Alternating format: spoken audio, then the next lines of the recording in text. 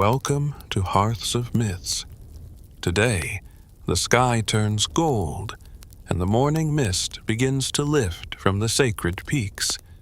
We are walking the complete path of the sun goddess, Amaterasu. In the beginning, before the concept of time had ever been etched into the consciousness of the universe, there was only a vast, silent, and shoreless sea of chaos. It was a space without form, a nebulous soup where the elements of heaven and earth were inextricably tangled, like the yolk and white of a colossal, uncracked egg. Within this profound stillness, there were no stars to guide the traveler, no sun to warm the skin, and no moon to reflect upon the water, for the water itself was not yet distinct from the air. In the ancient texts of the Kojiki, this era is whispered of as a time when the world was young and like floating oil, drifting in a state of potentiality. There was a subtle vibration, a stir in the deep void, as the lighter, purer elements began to ascend, drifting upward to form the high plane of heaven, which we know as Takamagahara. Simultaneously, the heavier, more turbid elements began to sink, coalescing into the foundation of what would eventually become the earthly realm. From this cosmic shifting, the first deities emerged, the Kotoa Matsukami. They were solitary beings, born without parents, and vanishing back into the ethereal mist as soon as they appeared. First was Ama-no-Uzume, the lord of the central master of heaven, followed by the powers of creation and birth. They were like the first ripples on a still lake, marking the transition from nothingness to somethingness. 7 generations of deities followed, culminating in the appearance of 2 figures whose actions would define the very shape of the world. Izanagi-no-Mikoto, the male who invites, and Izanami-no-Mikoto, the female who invites. Standing upon the floating bridge of heaven, they looked down into the swirling mists below. With a jeweled spear, they stirred the brine, and as they lifted the blade, the droplets that fell from its tip solidified to form the first land. The story of these 2 deities is one of profound beauty and devastating tragedy. Yet, it is the necessary precursor to the birth of the sun. They descended to the land they had created, built a magnificent palace, and began the task of birthing the islands of Japan and the gods of the natural world. They birthed the wind, the mountains, the trees, and the seas. But the final act of Izanami's life on the earthly plane was the birth of the fire god, Kagutsuchi. The searing heat of his arrival burned her fatally, and she slipped away into the shadowy, lightless realm of Yomi, the land of the dead. Izanagi, consumed by a grief that echoed through the valleys of the young world, could not accept this parting. He descended into the darkness of Yomi, a place where the air was thick with the scent of decay, and the walls were slick with the moisture of the subterranean depths. In the gloom of Yomi, Izanagi found his beloved, but she was no longer the radiant goddess he had known. She had partaken of the food of the underworld, and her form was now a terrifying vision of dissolution, inhabited by the 8 thunder deities. Horrified, Izanagi fled, pursued by the hags of Yomi and the rotting remains of his queen. He barely escaped, sealing the entrance to the underworld with a massive boulder, forever separating the land of the living from the land of the silent dead. It was here, standing back in the light of the upper world, that he felt the profound pollution of the darkness he had touched. He journeyed to the mouth of the river Waki, in the land of Tsukushi, to perform the first great act of purification, the Misogi. This moment, this ritual of washing, is perhaps the most sacred instance in Japanese mythology.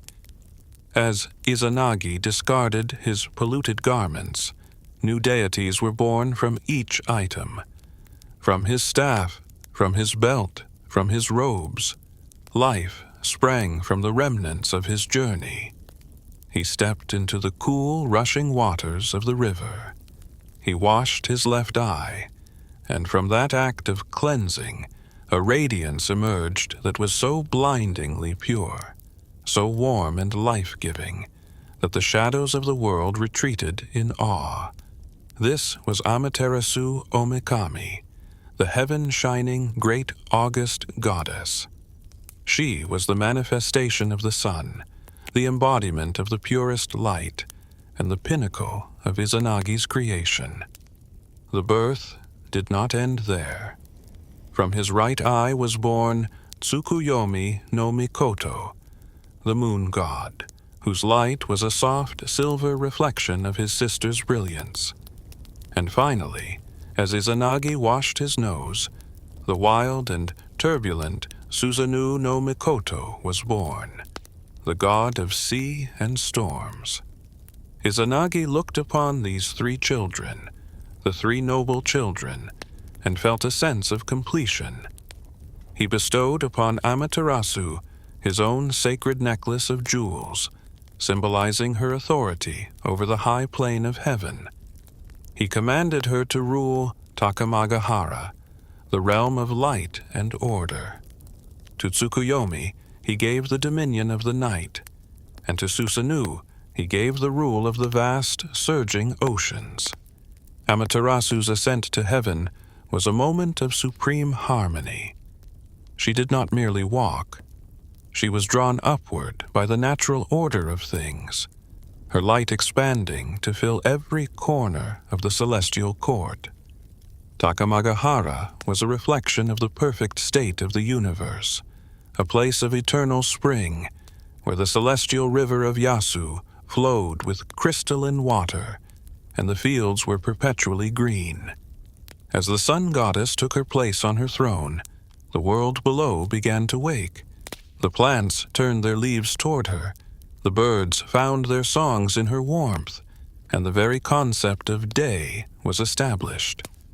She was the source of all vitality, the sovereign of the heavens, and the ancestral mother of the order that would eventually govern both gods and men. Her nature was not one of cold, distant power, but of nurturing light. She was the weaver of destiny and the keeper of the sacred rice fields. In the early days of her reign, she established the laws of the heavens, ensuring that the movements of the celestial bodies were rhythmic and predictable. She walked among the clouds, her presence casting no shadow, for she was the source of light itself. The Kojiki describes her with titles that translate to the great deity who shines from heaven, a name that implies not just a physical presence, but a moral and spiritual radiance that provided the foundation for the Shinto concept of Makoto, or sincerity and truth. Yet, even in this era of primordial dawn, the seeds of conflict were present. While Amaterasu embraced her role with grace and diligent labor, her brother Susanoo was restless. He did not care for the oceans he had been given. Instead, he wailed and howled, his tears withering the green mountains and drying up the rivers. When Izanagi asked him why he neglected his duties, Susanoo replied that he wished to journey to the land of his mother, Izanami, the land of death. This refusal to accept the order of life and light was the first crack in the celestial peace, a precursor to the great shadows that would eventually test Amaterasu's resolve and plunge the world into a darkness that even she could not have foreseen. When Amaterasu Omikami ascended to the high plane of heaven, she did not find a barren void, but a realm of infinite potential that she began to meticulously shape into a sanctuary of order and productivity. Takamagahara, as described in the oldest layers of the Nihon Shoki, was not a static paradise. It was a mirror of the ideal Japanese landscape, elevated to a divine frequency. Imagine a land where the mist never chills, but only refreshes, where the soil is eternally fertile, and where the light of the goddess permeates every blade of grass, leaving no room for the cold shadows of doubt or decay. This was the kingdom Amaterasu built, and its centerpiece was the celestial rice fields, the Amano-Yasukawa. For the ancient Japanese, rice was more than mere sustenance. It was the sacred link between the divine and the human, a gift from the gods that required labor, ritual, and respect. Amaterasu, as the supreme authority, was the first and greatest of all farmers. She established the sacred rice paddies in heaven, designating some for the early harvest and others for the late harvest. She understood the rhythm of the seasons, the way the water must be channeled from the celestial rivers to nourish the young shoots, and the way the sun must be tempered to ensure the grains grew full and heavy with life. She worked the fields herself, demonstrating that even the highest of deities found dignity in the act of creation and maintenance. This labor was not a burden, but a celebration of the vitality she embodied. In this celestial architecture, Amaterasu also established the sacred weaving hall, the Ama-no-Uzume. Within these walls, she and her celestial maidens wove the garments of the gods. The act of weaving in Japanese mythology is a profound metaphor for the ordering of the universe. To weave is to take disparate threads and bring them together into a coherent, beautiful whole. Each thread represented a life, a prayer, or a natural force. As the looms hummed with a rhythmic, hypnotic sound, Amaterasu ensured that the garment of the world was strong and without flaw. The fabrics they produced were said to be made of light and spirit, shimmering with colors that do not exist in the mortal spectrum, hues of deep indigo that mimicked the midnight sky, and golds that mirrored the goddess's own radiance. The relationship between Amaterasu and her brother Tsukuyomi, the moon god, during this early period is one of structured separation. In one version of the myth found in the Nihon Shoki, Amaterasu sends Tsukuyomi to the earthly realm to visit the goddess of food, Ukamochi-no-Kami. When Tsukuyomi arrives, Ukamochi prepares a feast by spitting rice, fish, and game from her mouth. Disgusted by this perceived impurity, Tsukuyomi kills the food goddess in a fit of rage. When Amaterasu learns of this, she is consumed by a righteous anger. She declares that Tsukuyomi is an evil deity and vows never to look upon his face again. This divine decree is the mythological explanation for why the sun and the moon inhabit separate spheres of time, why the sun rules the day in solitary glory, and the moon is relegated to the silence of the night. This separation further emphasized Amaterasu's role as the sole bringer of the true day. Her kingdom was one of clarity.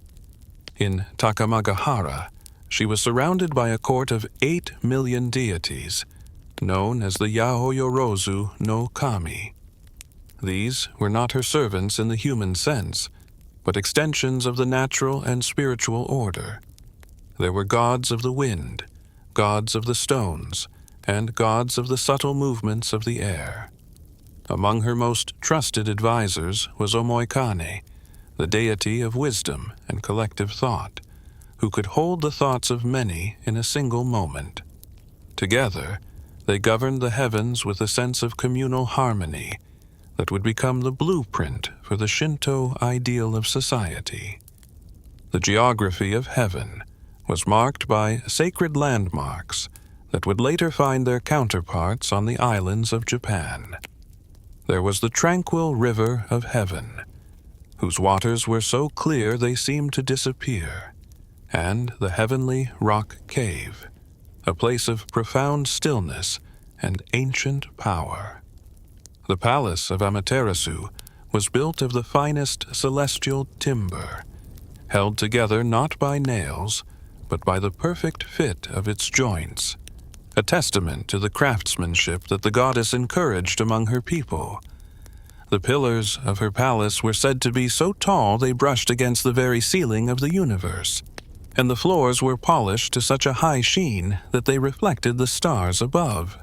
One must understand that the light of Amaterasu was not just a physical phenomenon.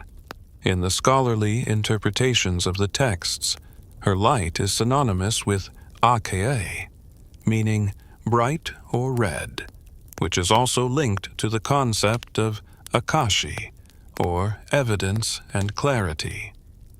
To live in her light was to live in the truth. There were no secrets in Takamagahara, no hidden agendas or dark corners. Everything was visible. Everything was accounted for. This transparency was the source of the heavens' peace. The goddess spent her days moving between her rice fields, her weaving hall, and her throne, maintaining the delicate balance of the cosmos with a steady, unwavering hand. However, the perfection of heaven was not destined to remain undisturbed.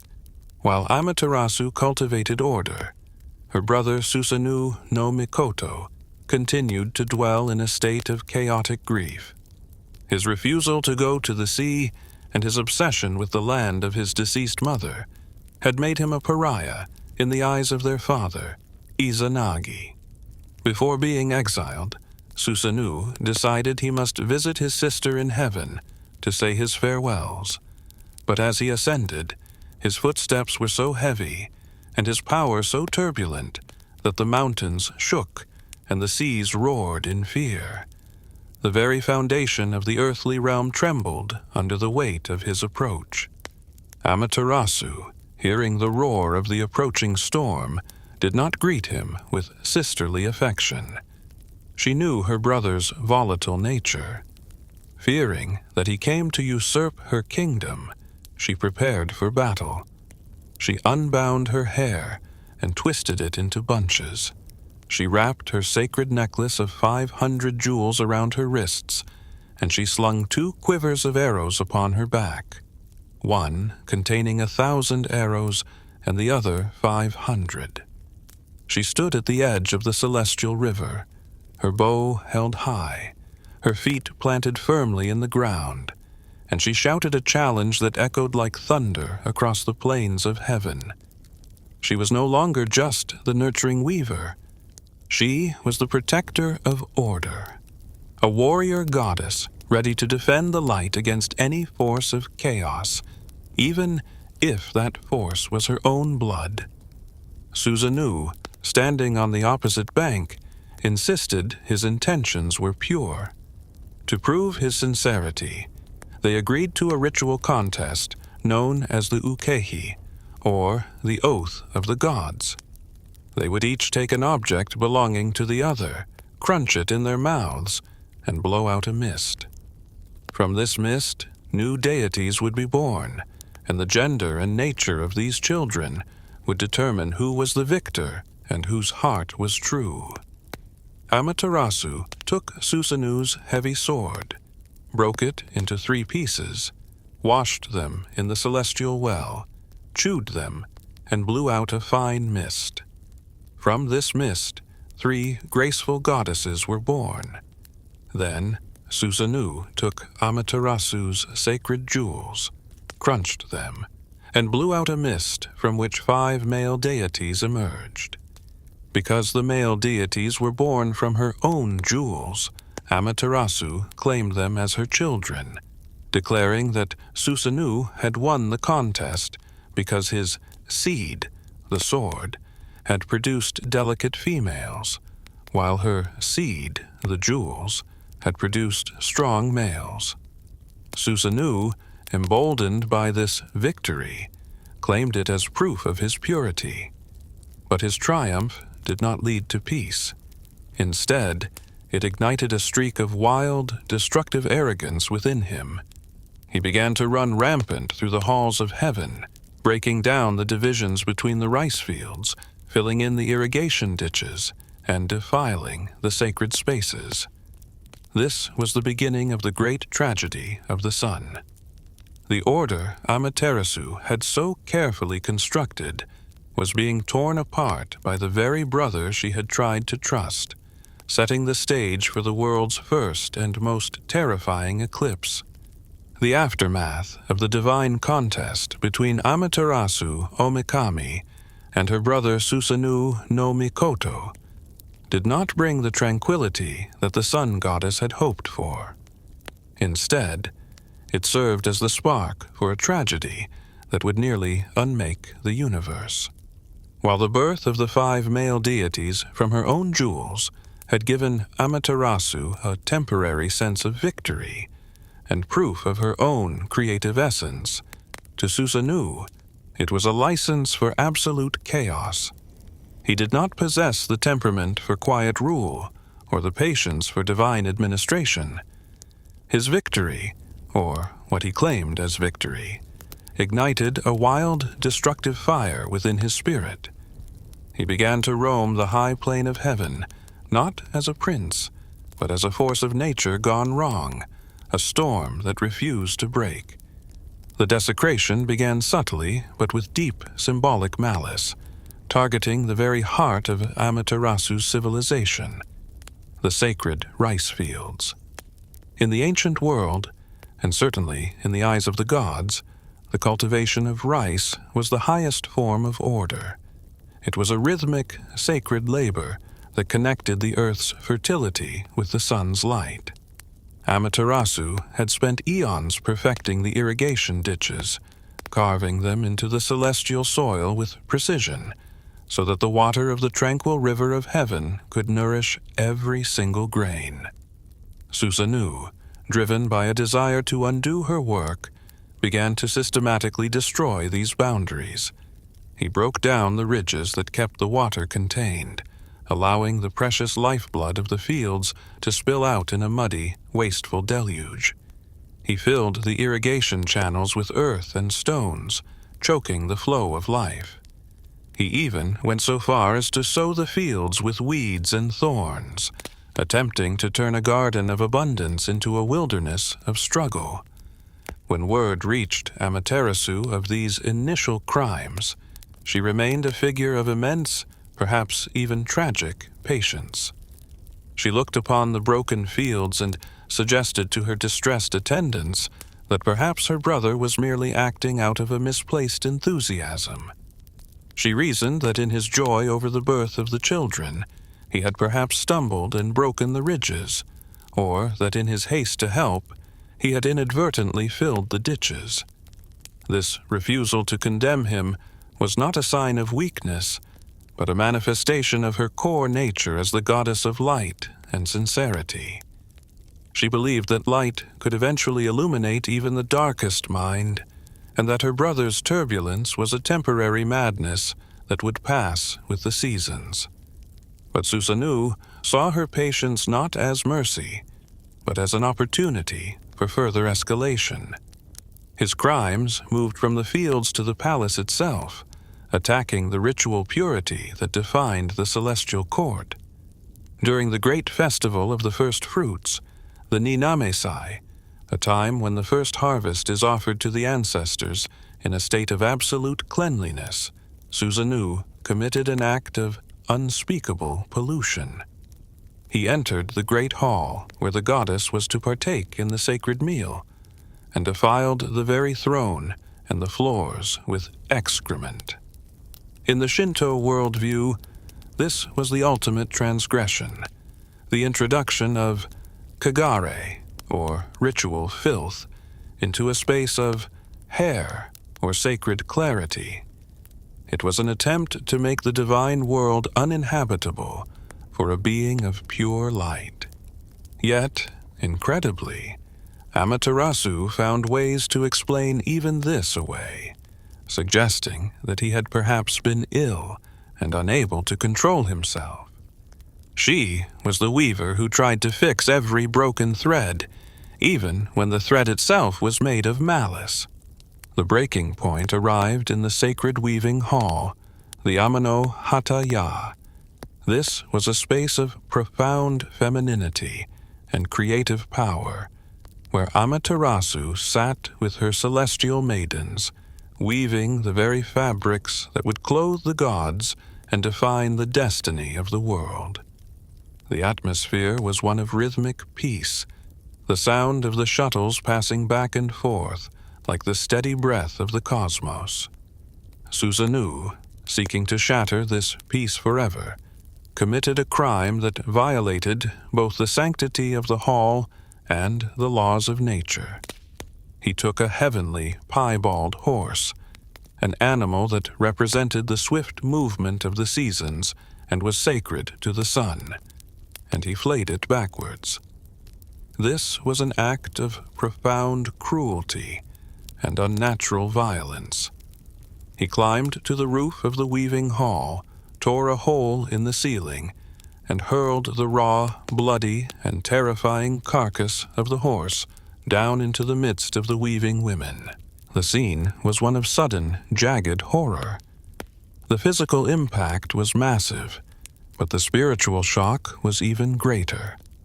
One of the maidens, often identified in different texts as Waka Hirume or Ama-no-Tanabata Hime, was so terrified and startled by the sudden intrusion of death and gore that she fell from her loom. In the chaos, she was pierced by her own weaving shuttle, a sharp instrument of creation that became a weapon of destruction in that moment. She died instantly, her life force extinguished in a room that was supposed to be the source of all vitality. The sight of her cold, lifeless body, amidst the blood of the horse and the ruined silk, was the final blow to Amaterasu Omikami's spirit. For the first time since the beginning of time, the sun goddess felt the cold hand of fear and the heavy weight of despair. She looked at the brother she had defended and the wreckage he had wrought, and she realized that her presence as a leader and a light bringer was no longer sufficient to maintain the order of the world. She saw that Susanoo's chaos was not a misunderstanding, but a fundamental assault on the structure of the universe.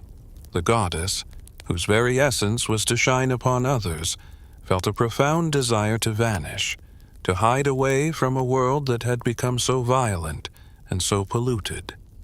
She fled from the palace, leaving behind the fields and the weaving hall, and journeyed to the edge of the world, where the mountains met the sky in a jagged line of stone. She found the Amano-Iwato, the heavenly rock cave. This was a place of primordial silence, a cavern of ancient stone that seemed to exist outside the reach of the wind or the stars. Amaterasu stepped inside its dark, cool mouth, feeling the silence wrap around her like a heavy cloak. She reached out and took hold of the massive stone door, a boulder so heavy that it required the strength of the gods to move, and she pulled it shut behind her. With a final, echoing crash, the door was sealed, and the light of the sun was gone. The effect was instantaneous and absolute. The high plane of heaven did not slowly dim. It was swallowed by a blackness so dense that it felt like a solid object. In the central land of reed plains below, the mortals were mid-sentence, mid-labor, or mid-breath, when the sky was suddenly erased. The warmth departed with the light, replaced by a biting, unnatural cold that seeped into the bones of the earth. The plants, which had flourished under her gaze, began to wither and droop in a single hour. The water in the rivers grew dark and sluggish, losing its crystalline clarity. This was the first eclipse, but it was more than an astronomical event. It was a spiritual collapse. In the absence of the sun, the balance of the world tipped. The malevolent spirits, the Magatsuhi-no-Kami, who had lived in the cracks and shadows of the world, suddenly found themselves in control. Their voices filled the air, a sound like the buzzing of 10,000 flies, a discordant cacophony of shrieks and whispers that echoed through the lightless forests and valleys. Every evil force, every hidden demon, and every shadow thought was given form and voice.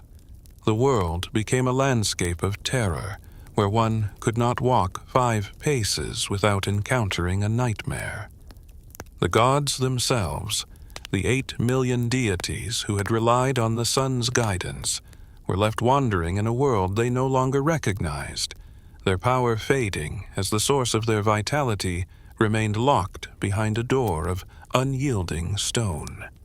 The silence of the cave was now the silence of the universe, a terrifying void where the light of the world had decided it would rather be buried than be mocked. The darkness that reigned over the universe after Amaterasu Omikami's retreat was not a natural night. It was the Tokoyo, a night without end, a state of eternal, lightless suspension. The high plane of heaven, once a realm of vibrant colors and rhythmic productivity, had become a graveyard of shadows. The 8 million gods, the Yaoyorozu no Kami, found themselves in a state of unprecedented crisis. They were the architects of the natural world, the spirits of the trees, the mountains, and the winds. But without the sun to animate them, they were like puppets with their strings cut. They realized that if the sun goddess remained in her cave, the experiment of existence would fail, and the universe would eventually dissolve back into the nebulous, formless soup from which it had first emerged.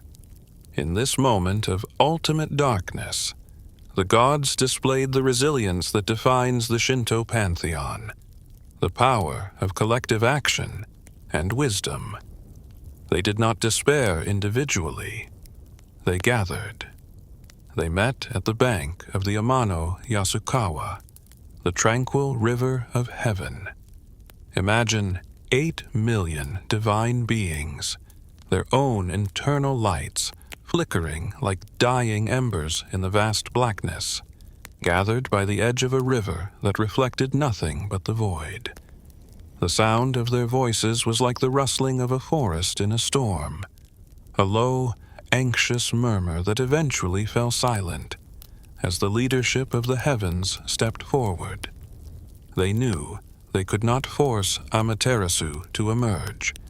She was the supreme deity. Her power was absolute, and if she chose to hide her face, no army of gods could pry the stone door open against her will. The strategy had to be one of profound psychological and ritualistic depth. They turned to Omoikane-no-Kami, the son of the creation god Takami Musubi. Omoikane was the deity of collective thought and intellectual synthesis, a god who did not just possess wisdom, but who could hold the thoughts and experiences of millions in a single moment of clarity. He sat in the darkness, his eyes closed, listening to the buzzing of the evil spirits and the heartbeat of the dying world. He understood that Amaterasu's retreat was born of a feeling that she was no longer necessary, that her order had been defeated by her brother's chaos. To lure her out, the gods had to prove to her that life was still vibrant, that her beauty was still unparalleled, and that there was something in the world even more captivating than her own grief. Under Omoikane's meticulous direction, the gods began a series of preparations that would bridge the gap between technology and magic. They sent messengers to the celestial mountain, Ama-no-Kagami, to gather materials of the highest purity. They uprooted a massive sakaki tree, a sacred evergreen that represents the endurance of life.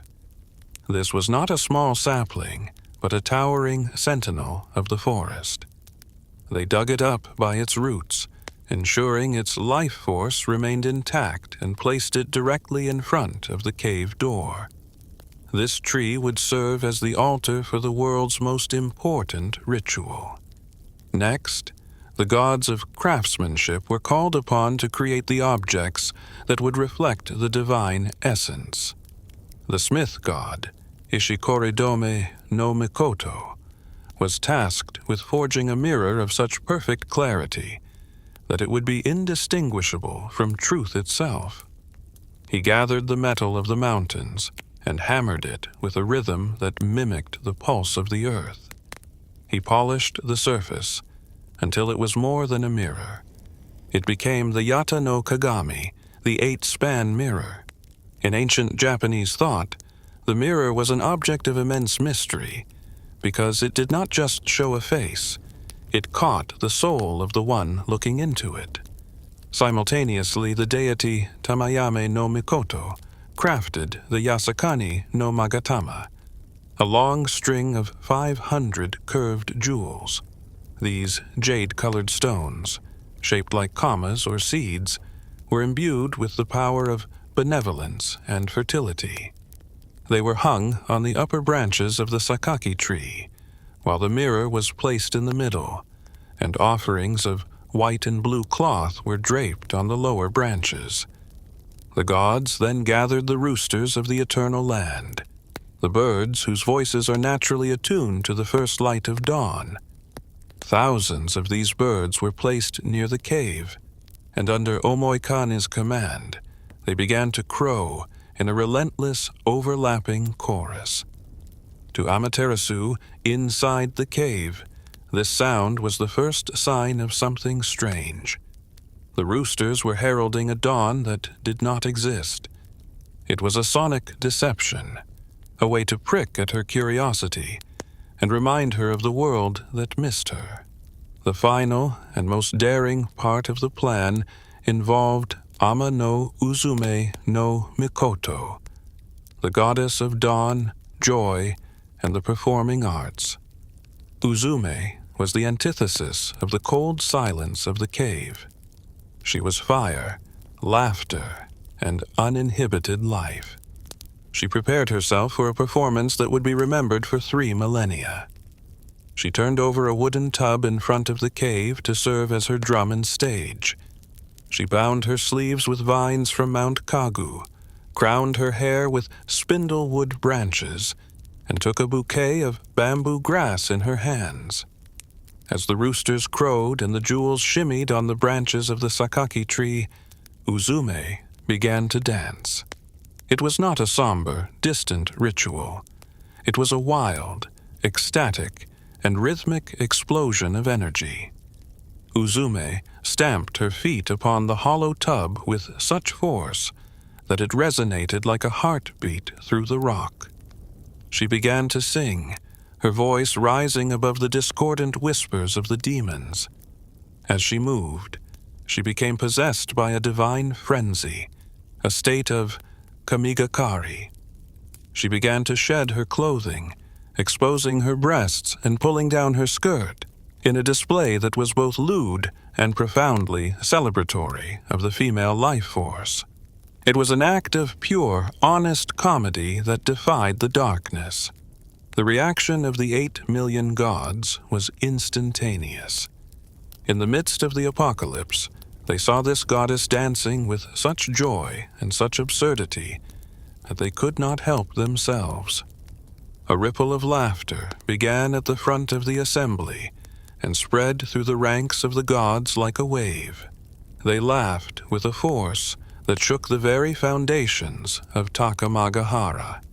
They laughed until the tears ran down their faces, a collective roar of joy that was so sincere and so loud that it bypassed the physical walls of the heavenly rock cave. and struck the ears of the sun goddess inside. Amaterasu sat in the darkness, stunned. She had expected the world to be a silent tomb without her. She had expected the gods to be mourning, perhaps even dying. Instead, she heard the roosters, which was impossible, and she heard the laughter of millions, which was baffling. She felt a flicker of curiosity, the first spark of her return. She wondered how they could find such merriment when the sun was gone. Was there another sun? Had she been replaced?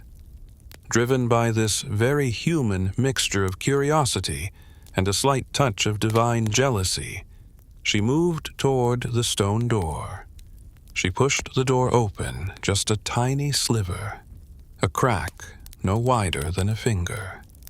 A single, needle-thin beam of her own golden light escaped and cut through the darkness. She called out to Uzume, asking how the gods could laugh when the heavens were in such shadow.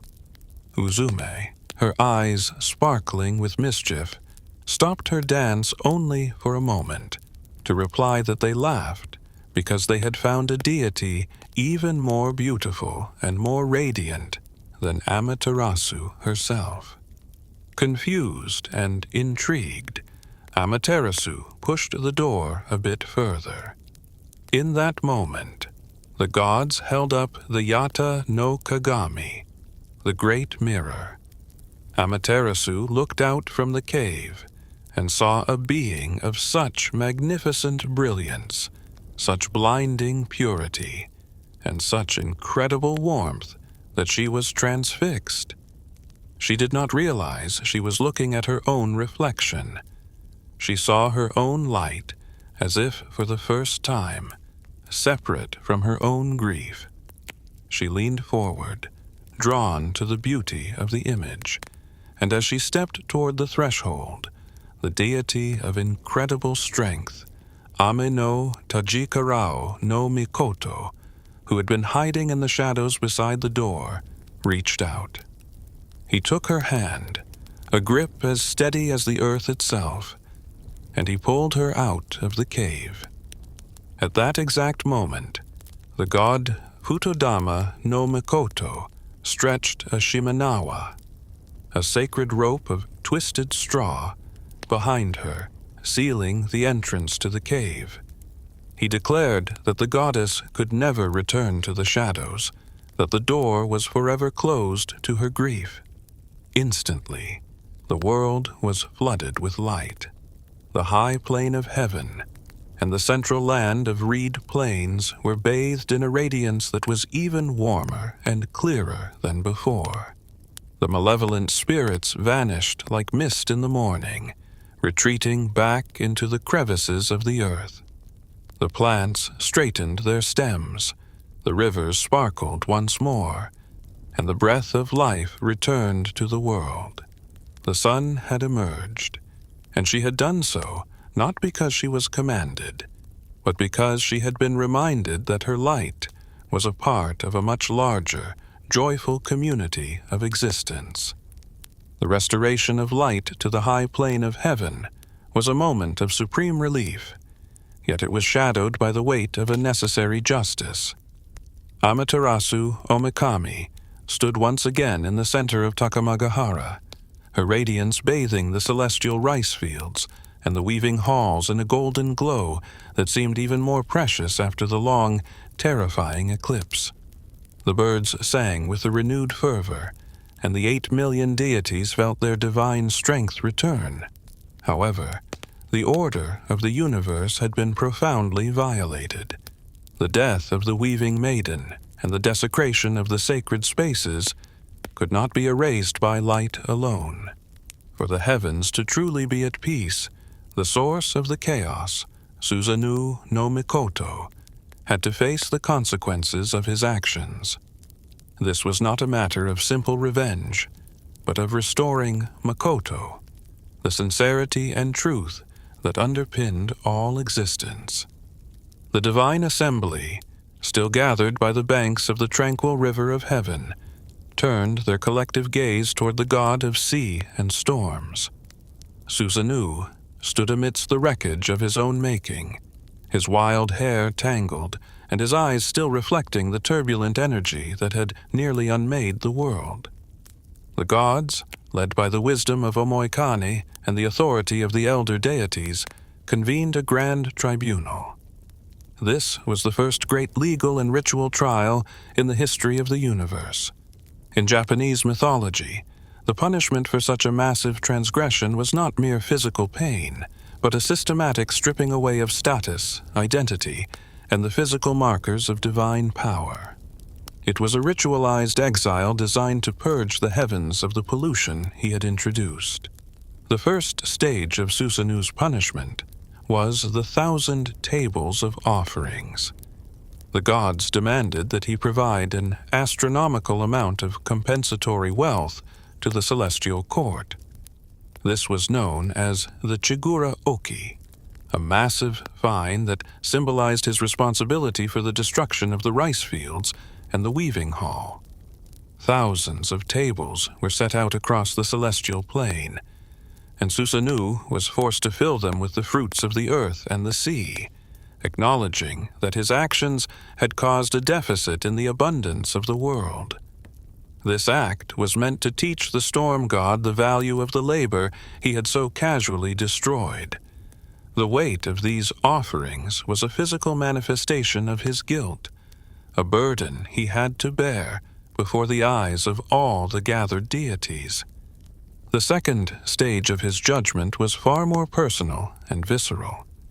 To strip him of his arrogance and his ability to cause further harm, the gods ordered that his beard be cut off. In the ancient world, the beard was a symbol of virility, dignity, and divine authority. By shearing his facial hair, the gods were symbolically emasculating his chaotic power, reducing him from a terrifying prince of storms to a humbled wanderer. But they did not stop there. They also pulled out the fingernails and toenails of his hands and feet. This was a profound symbolic gesture, for the nails are the claws of a predator, the tools of grip and aggression. By removing them, the gods were declaring that Susanoo would no longer have the capacity to tear at the fabric of the heavens. He was being rendered physically and spiritually harmless within the sacred realm. Once these ritual mutilations were complete, the final sentence was delivered: absolute expulsion from the high plane of heaven. Susanoo was banished from the realm of light forever. He was commanded to descend to the central land of reed plains, the earthly realm of Japan, where he would live not as a sovereign god, but as a being who had to find his own way through the world. The gods performed a massive purification ritual, washing the traces of his presence from the palace and the fields. The air of Takamagahara grew sweet and clear once more. The last lingering scent of the flayed horse and the excrement vanishing under the influence of sacred incantations and the relentless purifying light of Amaterasu. Susanoo's descent was not a graceful journey. He fell through the clouds, a humbled and broken figure, landing in the land of Izumo at the headwaters of the river Hai. The world he arrived in was very different from the high plane of heaven. It was a place of heavy mists, jagged mountains, and damp forests. There was a weight to the air here, a sense of mortality and struggle that did not exist in the celestial court.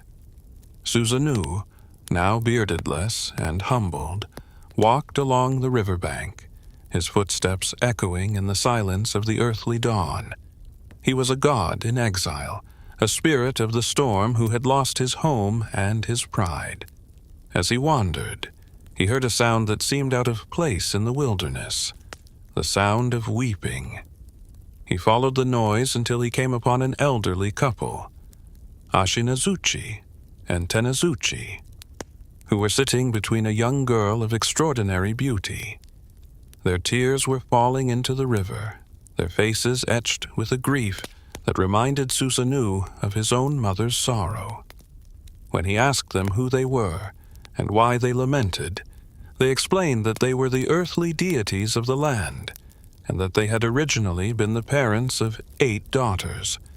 However, every year, for the past 7 years, a terrifying creature known as the Yamata-no-Orochi had come and devoured one of their children.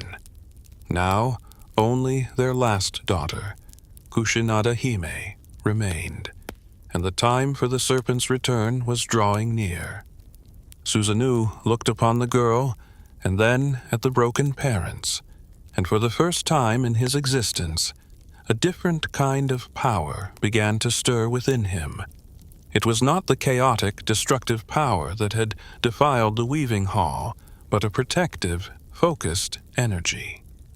He saw an opportunity for redemption, a way to use his strength for the preservation of life rather than its destruction. He revealed his true identity, declaring himself the brother of the sun goddess Amaterasu, and promised to slay the serpent if they would give him the hand of their daughter in marriage. The parents, overwhelmed by the presence of a heavenly deity, agreed instantly. Susanoo then began to prepare for the battle, but he did not rely on brute force alone.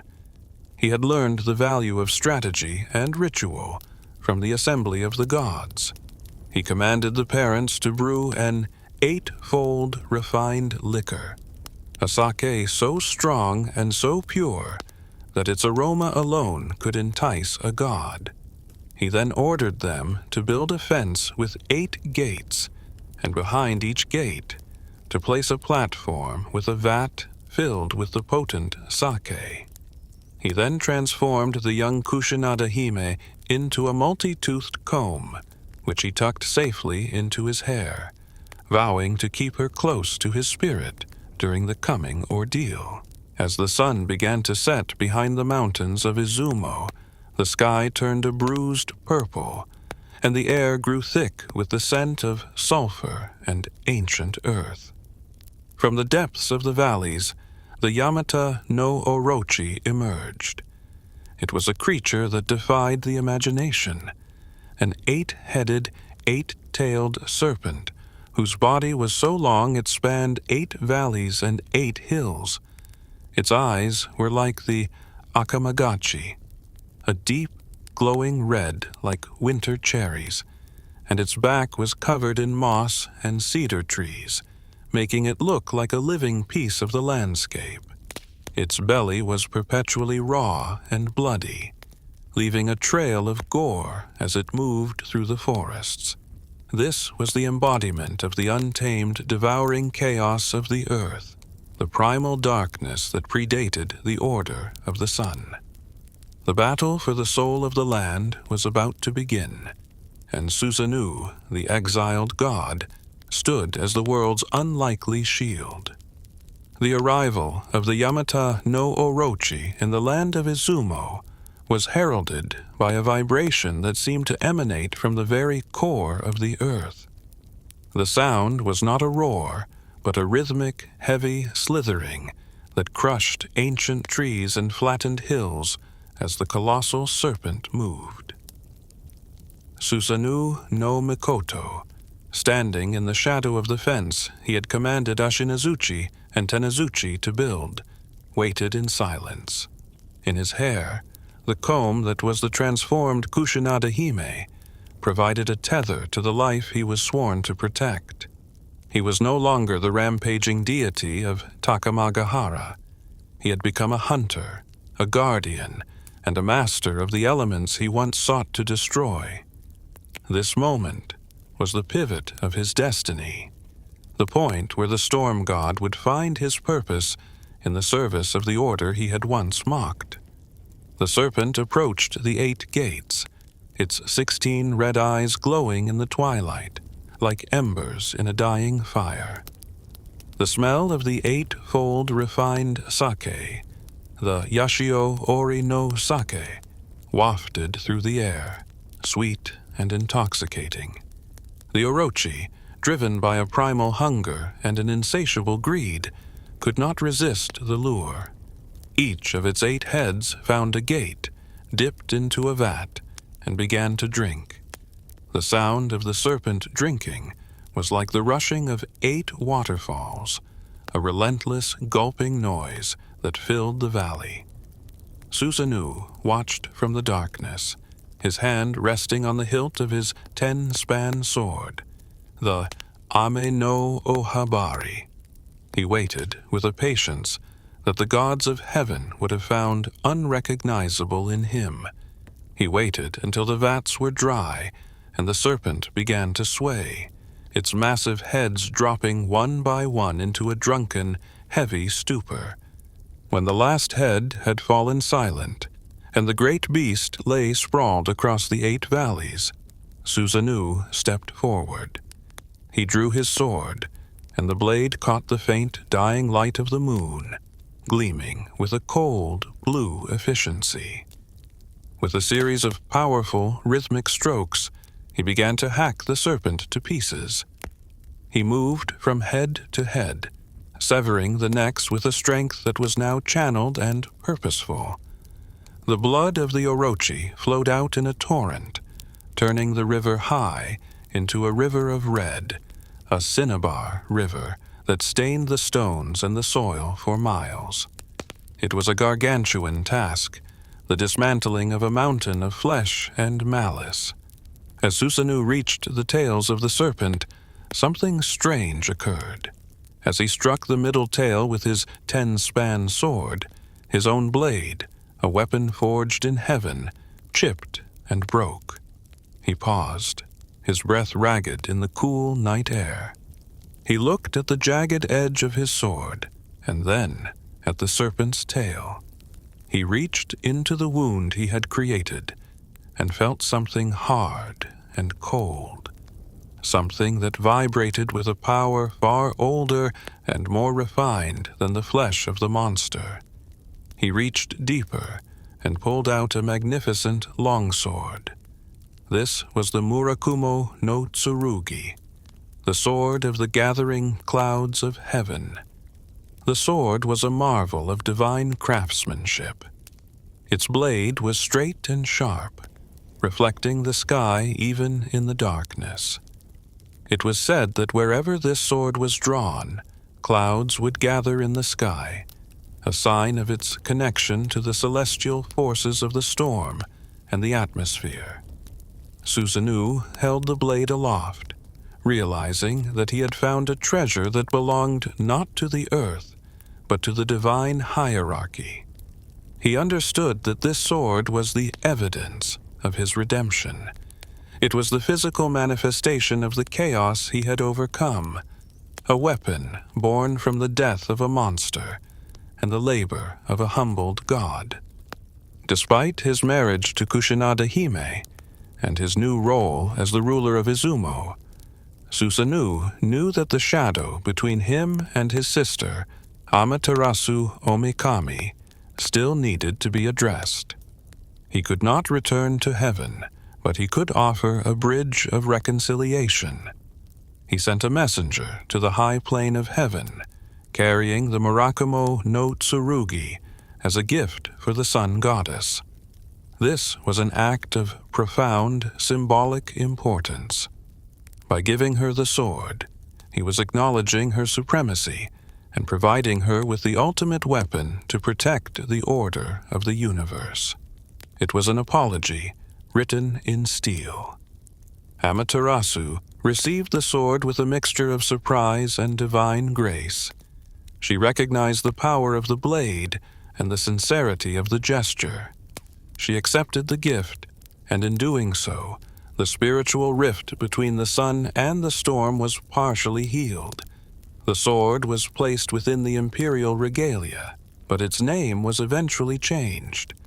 Years later, during the exploits of the hero Yamato Takeru, the sword would be used to cut through burning grass during an ambush, earning the name Kusanagi-no-Tsurugi, the grass-cutting sword. Together with the Yata-no-Kagami mirror and the Yasakani-no-Magatama jewels, it formed the Sanshu no Jingi, the three sacred treasures of Japan. The discovery of the sword marked the end of Susanoo's era of chaos and the beginning of a new age of divine cooperation. Amaterasu, now in possession of the mirror that showed the truth, the jewels that represented life, and the sword that embodied protective power, became the absolute sovereign of the cosmic order. She established the principles of kingship that would eventually be passed down to her earthly descendants. The sword, in particular, represented the Amatsu-shirushi, the symbols of celestial authority. It was the guarantee that the light would always have a means to defend itself against the returning darkness. In the land of Izumo, Susanoo built a palace for his bride, Kusanagi-hime. As he watched the clouds rise from the mountains, he composed a famous poem, the first waka in history. The eightfold clouds of Izumo, rising like an eightfold fence, to enclose my bride within. An eightfold fence, that fence. This poem reflected his transition from the god who destroyed fences to the god who built them. He had become a protector of the domestic and the earthly, while his sister remained the sovereign of the celestial. Amaterasu, looking down from Takamagahara, saw the peace that had returned to both realms. The rice fields were flourishing. The weaving halls were once again filled with the sound of the looms, and the earthly realm was now guided by a brother who had learned the hard lessons of exile. She understood that the universe was not a place where evil could be entirely erased, but where it could be transformed and channeled into something useful. The light of the sun was now reinforced by the strength of the sword, a dual guardianship that ensured the continuity of the world. The era of the Age of the Gods was reaching its peak, a time when the boundaries between heaven and earth were thin, and the will of the sun goddess was felt in every corner of the rising sun. The establishment of order in the high plane of heaven, while a magnificent achievement of the sun goddess Amaterasu Omikami, was only one half of the cosmic design. Below the shifting clouds and the ethereal bridges of the celestial realm lay the central land of reed plains, the earthly islands of Japan. In those early days, the earth was a place of wild, unrefined energy.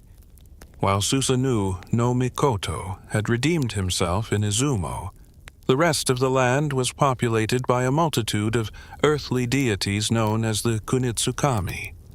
These spirits were as numerous as the grains of sand upon a shore, and many were as turbulent and unpredictable as the summer storms. The land was filled with the sounds of their clamor, a discordant noise that rose up to the heavens like the buzzing of a disturbed hive. Amaterasu, looking down from her golden throne, saw that the earthly realm lacked the Makoto, the divine sincerity and structured peace that she had so carefully cultivated in Takamagahara.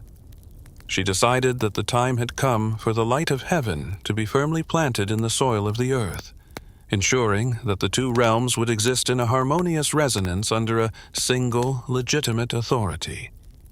The decision-making process in the celestial court was, as always, a matter of collective wisdom and careful deliberation. Amaterasu summoned the 8 million gods once more to the banks of the tranquil river of heaven. The atmosphere was one of profound gravity. The goddess declared that the central land of reed plains should be governed by her own offspring, bringing the direct lineage of the sun into the mortal world. Her first choice was her eldest son, Ame-no-Uzume no Mikoto. She commanded him to descend and take possession of the land. However, as Oshihomimi stood upon the floating bridge of heaven and looked down through the mists, he saw the terrifying chaos of the earthly deities. He saw gods that took the form of flickering flames, gods that moved like landslides, and gods that spoke with the voices of thunder. Overwhelmed by the magnitude of the task and the sheer volatility of the earth, he returned to his mother and reported that the land was far too tumultuous for him to manage. Amaterasu did not despair at her son's hesitation. Instead, she initiated a series of diplomatic and military missions to prepare the way. This period, known as the Kuni-Yuzuri, or the transfer of the land, is one of the most complex and strategically fascinating chapters in the Kojiki and Nihon Shoki. The sun goddess sent several messengers to negotiate with the supreme earthly deity, Okuninushi no Kami, the descendant of Susanoo, who had built the great province of Izumo. The first messengers were seduced by the charms of the earth, forgetting their divine missions and remaining among the mortals for years. Finally, Amaterasu and the wisdom god Omoikane chose the thunder god Takamikazuchi no Kami. He descended to the shores of Inasa in Izumo, and in a display of overwhelming celestial power, he plunged his 10-span sword into the waves, sitting cross-legged upon its point. He demanded that Okuninushi yield the sovereignty of the land to the heavenly lineage. Through a series of contests of strength and profound negotiations, Okuninushi agreed to step aside, provided that a magnificent palace be built for him, where he could oversee the hidden, spiritual affairs of the world, while the heavenly grandson handled the visible affairs of state. With the earthly realm finally pacified, and the legal right to rule established, Amaterasu turned her gaze toward her grandson, Ninigi no Mikoto. He was a young deity of immense promise, possessing the radiance of his grandmother and the resilience of his father. Amaterasu bestowed upon him a divine mandate that would define the history of Japan forever. She did not merely tell him to rule. She commanded him to turn the wild reed plains into a land of abundance, a place where the sacred rice would flourish, and where the people would live in accordance with the rhythms of the heavens. To ensure his success, she did not send him alone. She organized a majestic entourage of 5 companion deities, each representing a crucial aspect of the celestial administration. These included Ame-no-Koyane, the ancestor of the ritualists, Futodama, the master of offerings, Ama-no-Uzume, the goddess of joy and dance, who had lured her from the cave, and the master craftsmen, Ishikoridome and Tamayame. This was a complete government in exile, a microcosm of the heavenly order descending into the physical world. The departure of Ninigi no Mikoto from Takamagahara was a spectacle of blinding light and celestial music. The gates of heaven were thrown wide, and the divine procession moved toward the floating bridge of heaven. As they descended, they reached a place where 8 roads branched out in different directions, and the mists were so thick that the gods could not find their way. Standing at this cosmic crossroads was a terrifying and magnificent figure, Sarutahiko no Okami, the god of the earthly crossroads. He was a being of immense stature, with a nose 7 spans long and eyes that shone like a mirror of polished bronze. His radiance was so great that it illuminated both the heavens and the earth, creating a temporary confusion for the descending gods. It was Ama-no-Uzume who stepped forward, using her mirth and her fearless nature to confront the giant deity. Sarutahiko revealed that he was not an enemy, but a guide who had come to lead the heavenly grandson to his destined landing place. Guided by Sarutahiko, Ninigi and his entourage descended through the 8-fold clouds, parting the mists with the force of their divine will. They did not land in a valley or a city, but upon the peak of Mount Takachiho in the land of Hyuga, on the island of Kyushu. The choice of a mountain peak was deeply symbolic. It was a point of contact between the sky and the earth, a place where the purity of the heavens remained untainted by the lower mists. As Ninigi's feet first touched the solid stone of the earth, he felt the weight of his responsibility.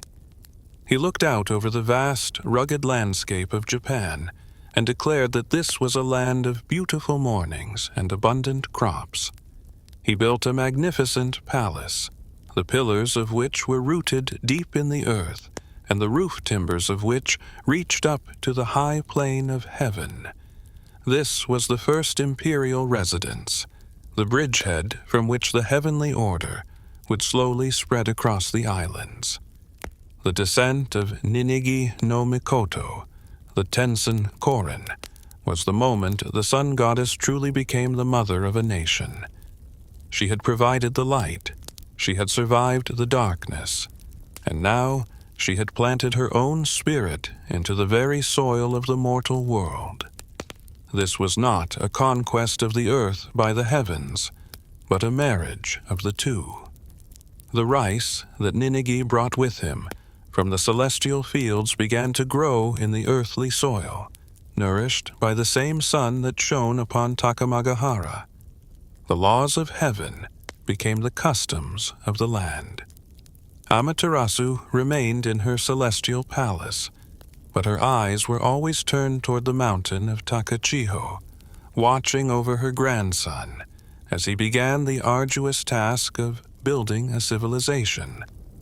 The relationship between the sun goddess and the emperor was thus established as one of eternal kinship, a bond of blood and light that would endure through thousands of generations, ensuring that the essence of the sun would always be present in the hearts of those who walked the central land of reed plains. As Ninigi no Mikoto prepared to leave the high plane of heaven for his historic descent to the earthly realm, Amaterasu Omikami understood that divine authority could not be maintained by presence alone. It required physical anchors, objects of such profound spiritual density that they would serve as the eternal evidence of the heavenly mandate. These objects were not merely symbols of power, like the crowns or scepters of earthly kings. They were shintai, vessels for the divine essence itself. Amaterasu gathered the three most sacred artifacts of the heavens: the Yata-no-Kagami mirror, the Yasakani-no-Magatama jewels, and the Kusanagi-no-Tsurugi sword, collectively known as the Sanshu no Jingi, or the three sacred treasures. These items represented the three virtues necessary for a legitimate ruler: wisdom, benevolence, and valor. They were the spiritual blueprint for the Japanese soul, and their delivery to Ninigi was the most solemn moment of the entire Tensen Korin. The first and most important of these treasures was the Yata-no-Kagami, the 8-span mirror. This was the very mirror that had been forged by Ishikoridoma and used to lure Amaterasu from the heavenly rock cave. Its surface was a perfect, unyielding circle, representing the sun itself and the infinite cycle of existence. When Amaterasu handed the mirror to her grandson, she gave him a command that remains the foundation of imperial theology. She told him to look upon this mirror exactly as he would look upon her, to treat it as if it were her own august spirit. This was a profound ontological statement. The mirror was not just a reflection of the goddess, it was the goddess in a form that could exist upon the earth. In the Shinto tradition, the mirror represents Chie, or the wisdom that sees all things as they truly are, without distortion or shadow. It is the clarity of the sun that reveals the hidden corners of the world and the secret motivations of the heart. For the emperor, it was a reminder that his rule must be transparent, and that his wisdom must be a reflection of the celestial light. The second treasure was the Yasakani-no-Magatama, the string of 500 curved jewels. These beads, shaped like commas or unborn seeds, were crafted by the deity Tamayame, and carried the vibrant green of the forest and the deep red of lifeblood.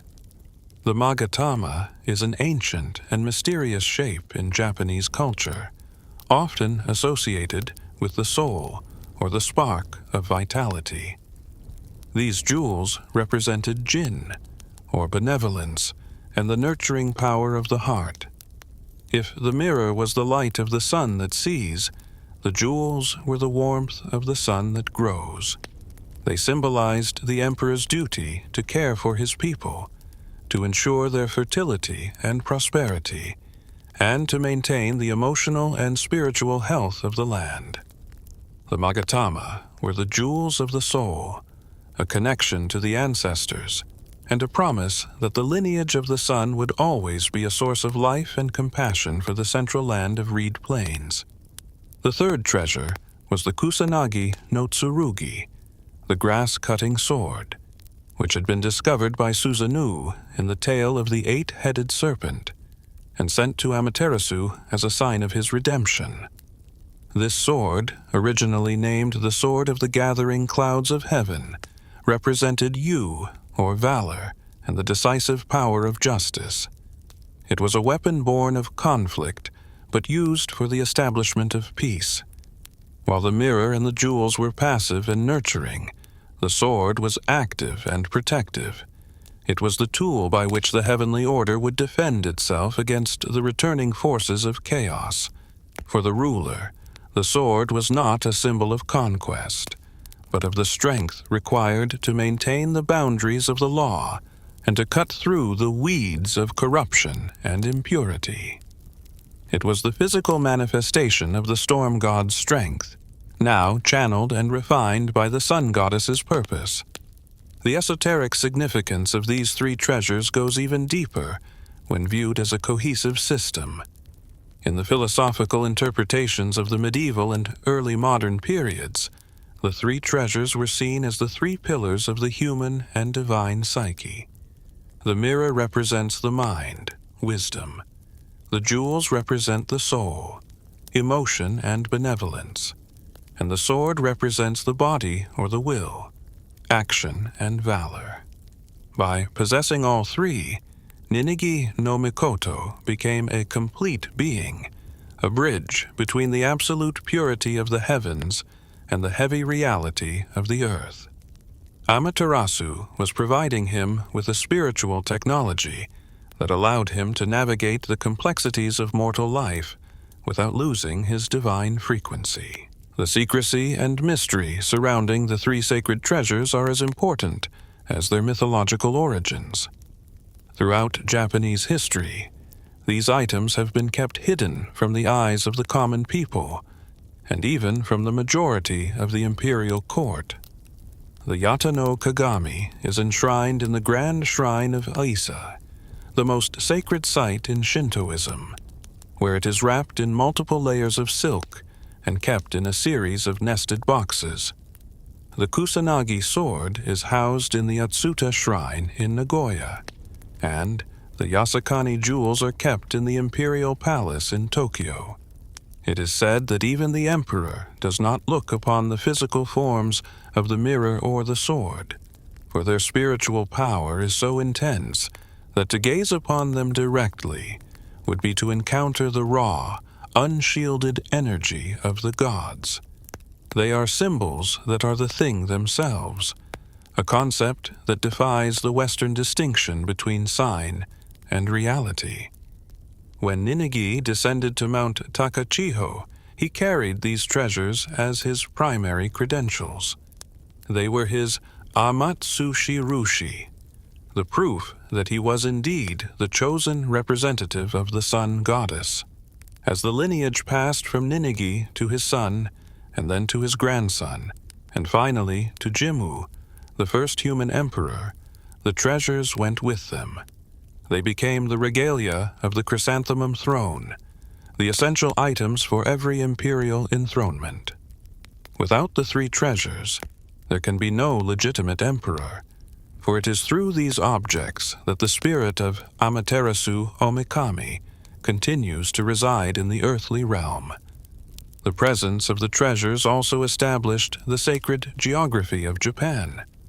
The fact that the mirror is in Ise, the sword in Atsuta, and the jewels in Tokyo creates a spiritual triangle that protects the islands. Amaterasu, through these artifacts, is always present in three places at once, guarding the ancient traditions, the martial strength, and the spiritual heart of the nation. The treasures are the breath of the sun goddess, a rhythmic pulse of wisdom, benevolence, and valor that ensures that no matter how dark the shadows of history may become, the light of the original dawn is never truly extinguished. They are the silent, unyielding evidence that the heavens and the earth are eternally linked, and that the promise made by Amaterasu at the cave, that she would never again leave the world in darkness, is kept alive through the physical reality of the sacred regalia. As the age of the gods slowly began to bleed into the age of mortal men, the promise made by Amaterasu Omikami to her grandson Ninigi no Mikoto remained the guiding light of the central land of reed plains. The generations passed, and the divine lineage, though still radiant with the essence of the sun, began to experience the weight of the physical world. The transition from the celestial to the terrestrial was not a sudden break but a slow, rhythmic unfolding. The third generation after Ninigi saw the birth of 4 brothers in the land of Hyuga, among whom was Kamuyamato Iwarebiko, the man history would come to know as Jimmu, the first human emperor of Japan. Jimmu was a figure of transition, a bridge between the mythic past and the historical future, and his journey to unify the land was overseen by the watchful eye of his ancestral grandmother, the sun goddess. Jimmu and his elder brother, Ise no Mikoto, sat upon the coast of Kyushu and looked toward the east. They saw that the light of the sun rose from a land that was still fractured, ruled by various local chieftains and earthly deities who did not acknowledge the heavenly mandate. They realized that to truly fulfill the will of Amaterasu, the center of the world had to be established in the fertile plains of Yamato, a place where the sun's warmth could reach every corner of the islands from a centralized throne. This realization sparked the Eastern Expedition, a decade-long odyssey of conflict, discovery, and divine intervention. It was an undertaking that tested the resolve of the sun's lineage, proving that even those with the blood of gods must earn their place in the mortal realm through perseverance and the cultivation of wisdom. The expedition moved slowly through the inland sea, stopping at various points to build palaces and establish temporary foundations. However, as they approached the region of Naniwa and attempted to enter the Yamato Plain from the west, they met with a devastating defeat at the hands of a local chieftain named Nagasunahiko. During this fierce battle, Itsuse was struck by an arrow in the hand. As they retreated to their ships, the brothers sat in the shadow of the setting sun and reflected upon their failure. It was here that a profound theological realization occurred. Itsuse spoke with his final breaths, stating that they had failed because they had fought against the sun. By attacking from the west toward the east, they were facing the rising sun, the very source of their power, as an obstacle. To win, they had to align themselves with the cosmic order. They had to travel around the peninsula and attack from the east to the west. so that the light of Amaterasu would be at their backs, blinding their enemies and guiding their blades. After the death of Itsuse, Jimmu continued the journey alone, rounding the Ki Peninsula. The mountains of Kumano were a place of deep, primeval mists and ancient, heavy shadows. The terrain was so rugged and the forests so thick that the army became disoriented and fell into a state of exhaustion. The gods of the earth, sensing the vulnerability of the heavenly prince, sent a poisonous vapor that caused Jimmu and all his men to fall into a deep, death-like sleep. It was a moment of absolute peril, a darkness that threatened to extinguish the lineage of the sun before it could reach its destination. Amaterasu, observing this from Takamagahara, knew that her intervention was required. She did not descend herself, for the era demanded that men solve their own struggles, but she acted through the subtle channels of the spirit. She sent a dream to a man named Takakuraji, a loyal subject in the region, instructing him to go to a storehouse and retrieve a sword that had been sent down from heaven. This was the Futsu no Mitama, a blade imbued with the power to cut through the mists of poison and illusion. When Takakuraji brought the sword to the sleeping prince, Jimmu awoke as if from a long fever. The presence of the heavenly blade alone was enough to dispel the toxic vapors, and his army was restored to vitality. However, the path through the mountains of Kumano remained a labyrinth of jagged stone and impenetrable foliage. To guide them through this physical and spiritual wilderness, Amaterasu sent a unique messenger, the Yata-garasu. The Yata-garasu was a massive, three-legged crow, a creature of the sun, whose origins were rooted in the deepest layers of solar mythology. In the ancient world, the crow was seen as a bird of great intelligence and a traveler between realms. The 3 legs of the Yata-garasu represented the 3 great clans of the era, or, more esoterically, the 3 aspects of the universe: heaven, earth, and humanity. Its plumage was as black as the void, yet it was said to glow with a hidden solar fire. The bird descended from the clouds and took its place at the head of the army. Wherever the Yata-garasu flew, the path became clear. It led Jimmu through the impassable gorges of Kumano, through the shifting mists and the territory of hostile spirits, acting as the eyes of the sun goddess on the earthly plane. The guidance of the Yata-garasu was not just a matter of navigation, it was a psychological reassurance. To see the solar messenger was to know that the heavenly mandate was still active. The 3-legged crow was a reminder that even in the deepest forest, the sun still sees. As Jimmu finally emerged from the mountains into the Yamato plain, he faced Nagasunahiko once more. This time, as the 2 armies met, a sudden storm broke, and in the midst of the chaos, a golden kite, another messenger of the sun, descended and perched upon the tip of Jimmu's bow. The light emanating from the bird was so brilliant, so blindingly radiant, that Nagasunahiko's soldiers were unable to look at the prince. They were defeated not by the sword, but by the overwhelming evidence of divine presence. Jimmu established his palace at Kashihara, at the foot of Mount Unebi, in the year that traditional chronologies mark as the birth of the Japanese Empire. He performed the first enthronement ceremony, placing the 3 sacred treasures in the center of his hall.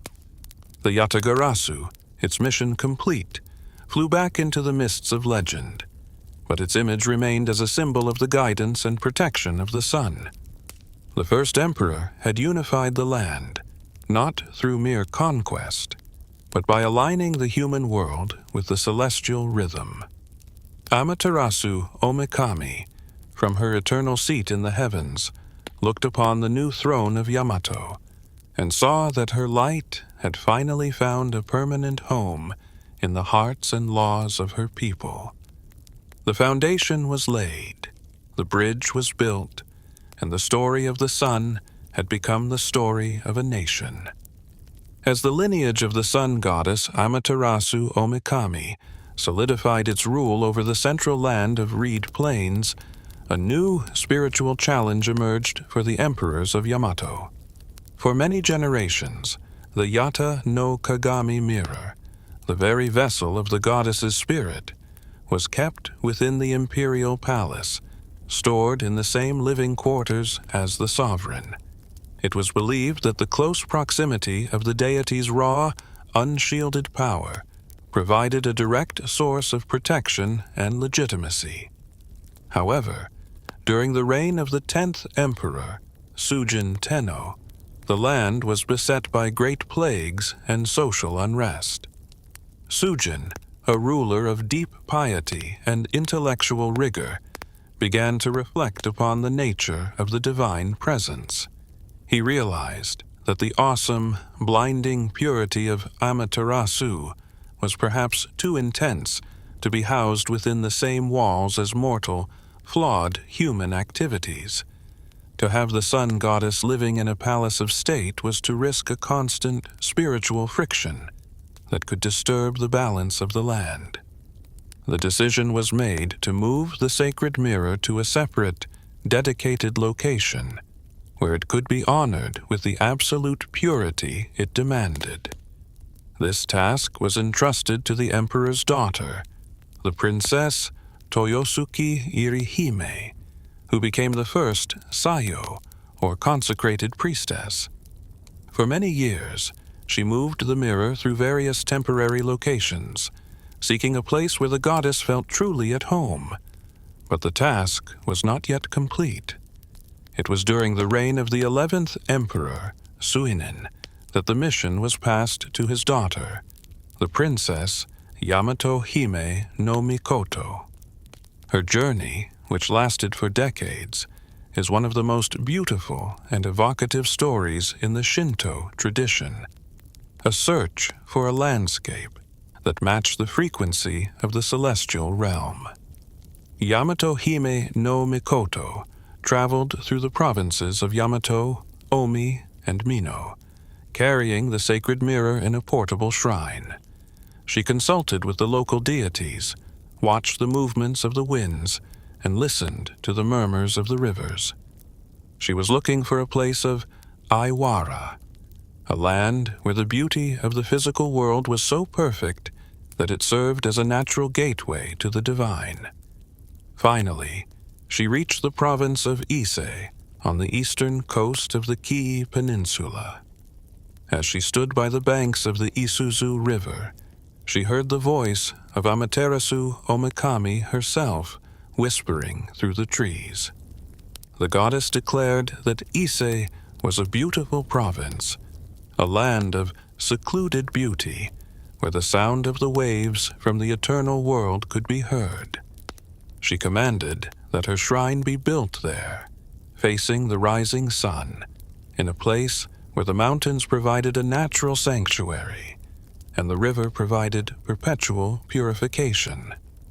The construction of the Ise Jingu, the grand shrine of Ise, represented the pinnacle of Japanese religious architecture. It was built in the Shinmei Zukuri style, which is perhaps the most ancient and pure form of construction in the world.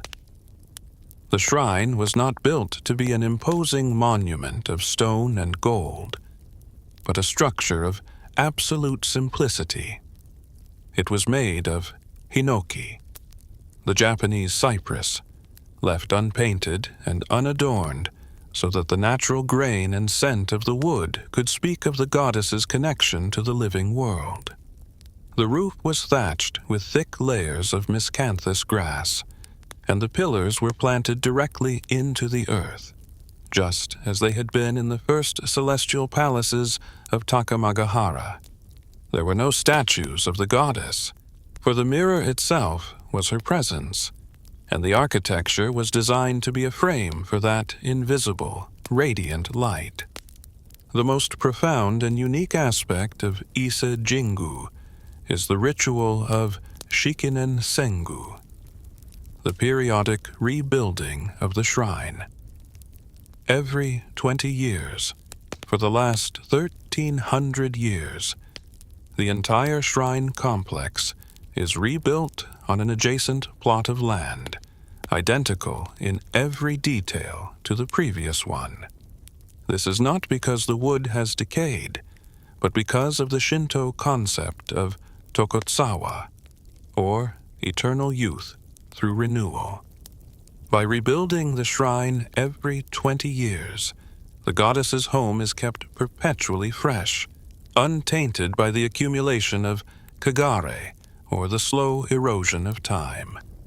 The craftsmanship is passed down from one generation of carpenters to the next, ensuring that the ancient techniques remain a living reality rather than a museum piece.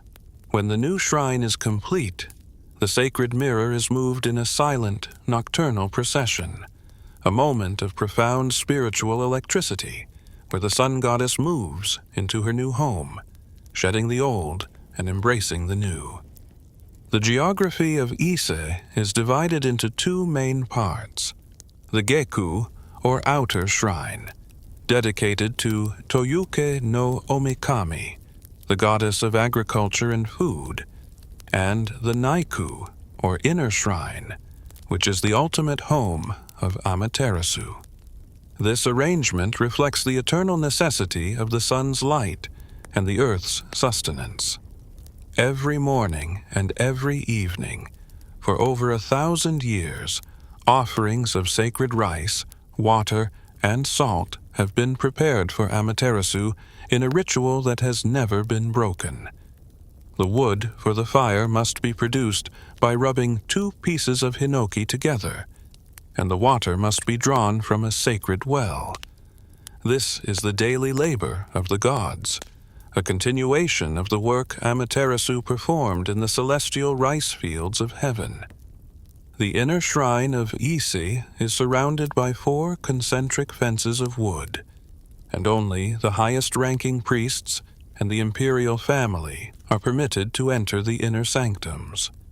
For the millions of pilgrims who visit Ise every year, the experience is one of approaching a boundary.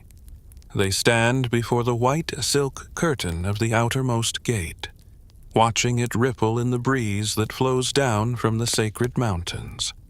It is said that this breeze is the breath of the goddess herself.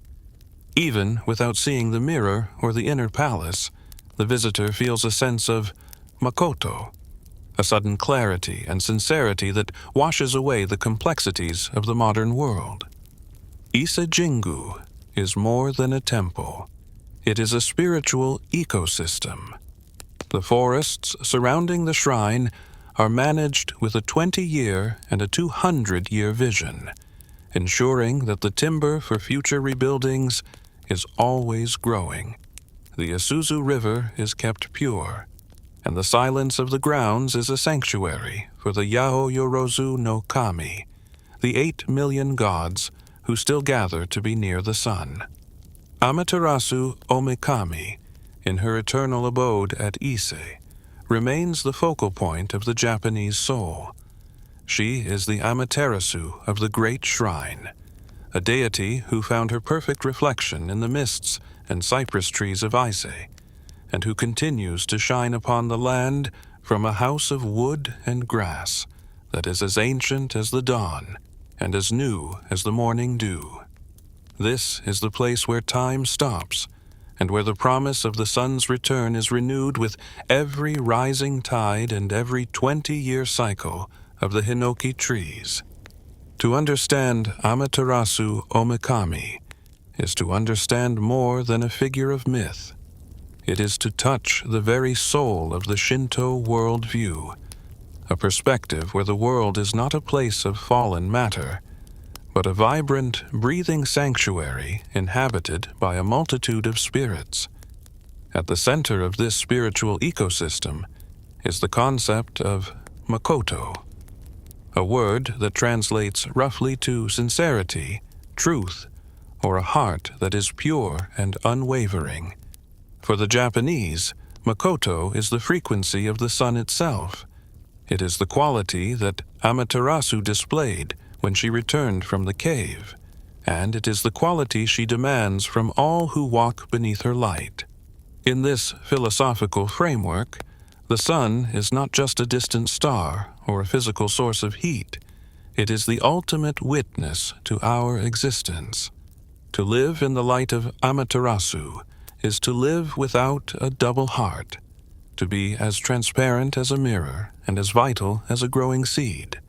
The philosophy of light in the Shinto tradition is inextricably linked to the natural world.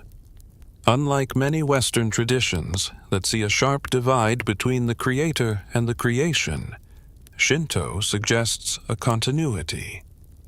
Amaterasu is the sun, but she is also the spirit within the sun, and by extension, she is the spirit that allows the rice to grow and the water to sparkle.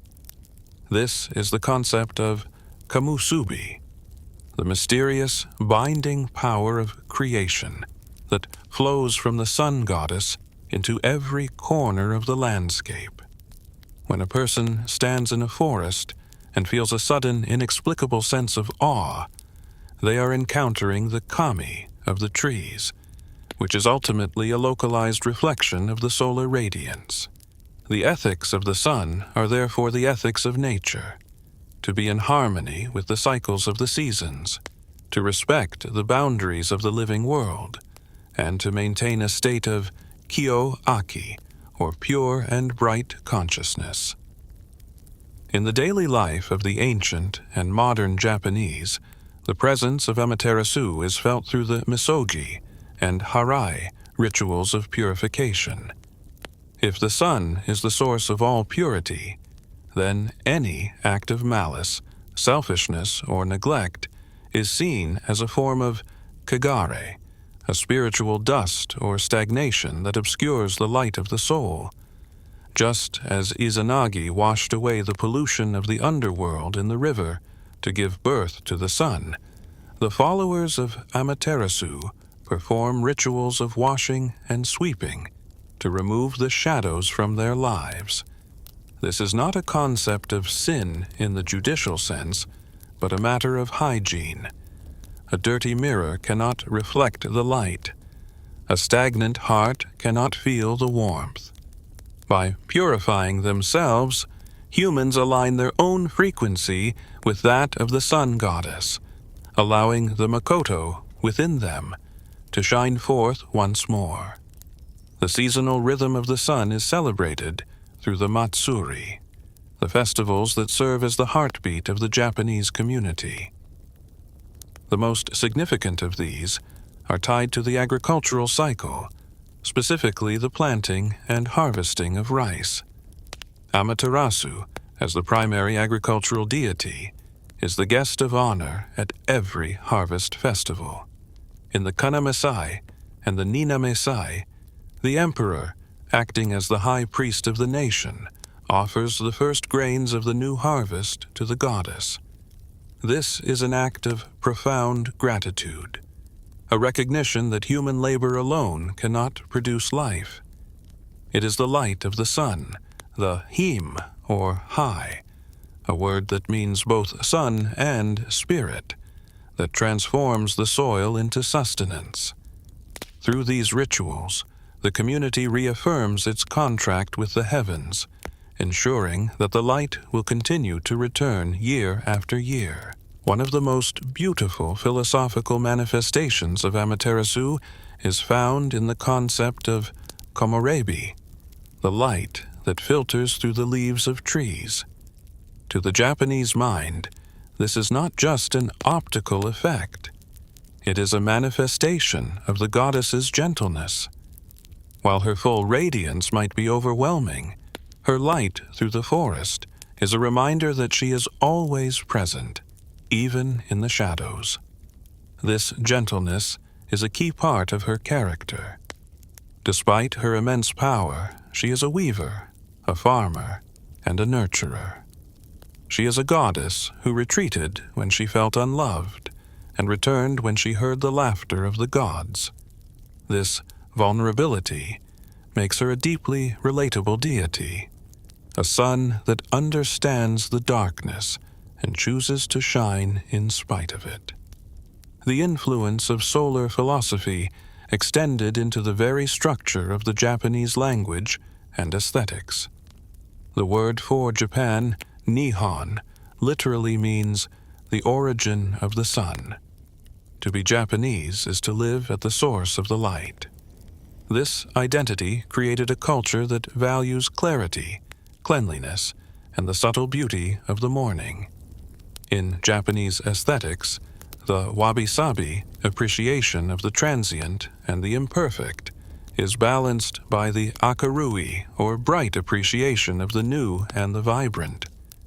The rising sun, depicted as a simple red circle on a white field, is the ultimate distillation of this philosophy, a symbol of a beginning that never ends, a heart that is perfectly round and perfectly sincere.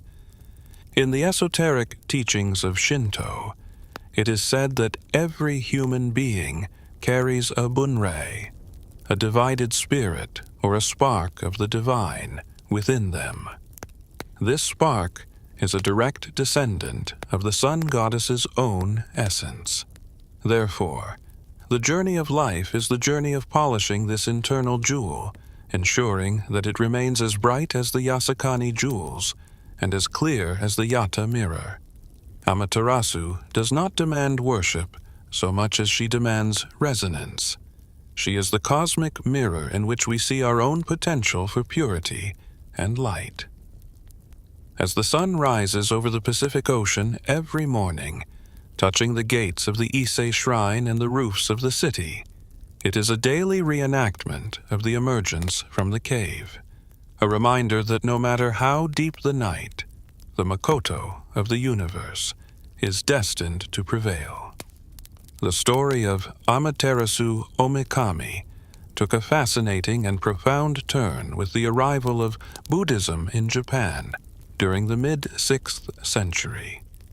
This was not a moment of religious warfare, but a long intellectual and spiritual dialogue that resulted in one of the most sophisticated examples of religious syncretism in human history. Ryobu Shinto, or Dual Shinto. As the teachings of the Buddha spread from the continent, the Japanese people faced a theological dilemma. How could the indigenous kami, the ancient spirits of the land led by the sun goddess, coexist with the vast philosophical pantheon of the Buddhas and Bodhisattvas? The answer was found in the Honji Suijaku theory, a belief that the native Japanese gods were actually local manifestations, Suijaku, or traces, of universal Buddhist deities, Honji, or original grounds. In this grand synthesis, Amaterasu was identified with the most magnificent of all Buddhist figures, Dainichi Nyorai, the Vairocana Buddha. Dainichi Nyorai, whose name literally translates to the Great Sun Buddha, is the central figure of esoteric Buddhism, Shingon. He is the personification of the Dharmakaya, the ultimate reality of the universe. Unlike the historical Buddha who lived and taught in India, Dainichi Nyorai is the universe itself, his every breath a mantra, and his every movement a mudra. When the Japanese monks and scholars looked upon the descriptions of Dainichi, they saw an unmistakable resonance with Amaterasu Omikami. Both were solar deities. Both were the source of all light and life, and both represented the unmoving center around which the cosmos revolved. This fusion allowed Amaterasu to transcend her role as a regional ancestral deity and become a figure of universal metaphysical significance. The most striking manifestation of this fusion was the construction of the Great Buddha at Todaiji Temple in Nara. Before the casting of this colossal bronze statue, which represented Vairocana, Emperor Shomu sought the approval of Amaterasu at the Grand Shrine of Ise. It is said that the goddess gave her blessing through an oracle, stating that she and the Buddha were indeed one and the same essence, appearing in different forms to suit the needs of the people. This moment bridged the gap between the indigenous and the foreign, creating a unified spiritual identity for the nation. The sun goddess of the Kojiki was now the cosmic Buddha of the Avatamsaka Sutra, a being whose light penetrated even the darkest hells, and whose wisdom was the foundation of all consciousness. In the Ryobu Shinto tradition, the Ise Shrine itself was interpreted through a Buddhist lens. The inner shrine, Naiku, dedicated to Amaterasu, was associated with the Taizokai, or womb realm mandala, representing the physical, nurturing, and compassionate aspect of reality. The outer shrine, Geku, was linked to the Kongo-kai, or diamond realm mandala, representing the indestructible, intellectual, and wisdom aspect of reality. Together, they formed a perfect, non-dual unity. The pilgrims who journeyed to Ise were often practicing both Shinto and Buddhism, seeing no contradiction in offering a Shinto prayer to the goddess and then reciting a Buddhist sutra for her benefit. This fluid, inclusive approach to divinity allowed the cult of Amaterasu to adapt and survive through the tumultuous centuries of the Heian and Kamakura periods. The Watarai, priests of the outer shrine in Ise, were particularly influential in developing this syncretic theology. They sought to elevate the status of Ise by incorporating the complex philosophical structures of Buddhism and Taoism into their rituals. They taught that Amaterasu was not just the ancestor of the imperial line, but the Ame-no-Minakanushi, the primordial spirit of the universe who existed before heaven and earth were divided. This Ise Shinto emphasized the metaphysical depth of the goddess, portraying her as the source of the 5 elements and the mistress of the cosmic yin and yang. Through these teachings, the light of the sun became a symbol for the enlightenment of the Buddha, a state of being that was available to all who purified their hearts. However, the relationship between Shinto and Buddhism was not always one of perfect fusion. As the centuries passed, various movements sought to purify Shinto from its Buddhist contaminations. During the Edo period, the Kokugaku, national learning scholars, such as Motori Norinaga, returned to the original texts of the Kojiki and Nihon Shoki. They argued that Amaterasu was a unique Japanese deity whose story was literal history, not a mere trace of a foreign Buddha. This intellectual movement laid the groundwork for the Meiji Restoration in 1868, when Shinto was officially separated from Buddhism in a process known as Shinbutsu Bunri. Amaterasu was once again established as the supreme, independent goddess of state Shinto, the ancestral mother of the modern empire. Despite the political shifts of the 19th and 20th centuries, the legacy of the solar fusion remains in the Japanese heart. Even today, many Japanese families maintain both a Shinto kamidana, god shelf, and a Buddhist butsudan, ancestor altar, in their homes. Amaterasu continues to occupy a space that is both historical and metaphysical. She is the mother who gave birth to the nation and the light that represents the ultimate truth of the universe. The synthesis of the age of the gods and the path of the Buddha created a spiritual landscape where the sun is never just an object, but a living, compassionate presence, that speaks to us in many voices. Whether she is called Amaterasu Omikami or Dainichi Nyorai, she remains the one who shines from the heavens, the eternal golden thread that binds the islands of Japan to the infinite reaches of the cosmos. The story of Amaterasu Omikami does not end with the myths of the Kojiki or the ancient chronicles of the Nihon Shoki. It is a narrative that flows through the veins of modern Japan like a silent golden river, connecting the neon-lit streets of Tokyo to the moss-covered stones of the most remote mountain shrines. As we move through the 21st century, the presence of the sun goddess remains as the fundamental heartbeat of the nation's identity. She is the silent guardian behind the Hinomaru, the flag of the rising sun, which is more than a national symbol. It is a simplified mandala, a red circle representing the absolute sincerity and the life-giving heat of the goddess herself. To look at the flag is to look at the heart of Amaterasu, a reminder that the light which emerged from the heavenly rock cave thousands of years ago is the same light that illuminates the path of the future. The most tangible evidence of this enduring lineage is found in the figure of the emperor. In the modern era, while the political structure of the nation has transformed, the spiritual role of the sovereign remains unchanged. The emperor is still the Tensen, the descendant of the heavens, whose primary duty is to perform the ancient rituals that maintain the harmony between humanity and the gods. The transition from the Heisei era to the Reiwa era, a name that translates to beautiful harmony, was a moment of profound mythological resonance.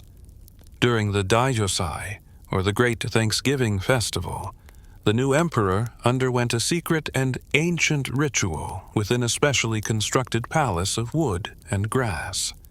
In the deep silence of the night, he offered the first fruits of the rice harvest to his divine ancestor, Amaterasu.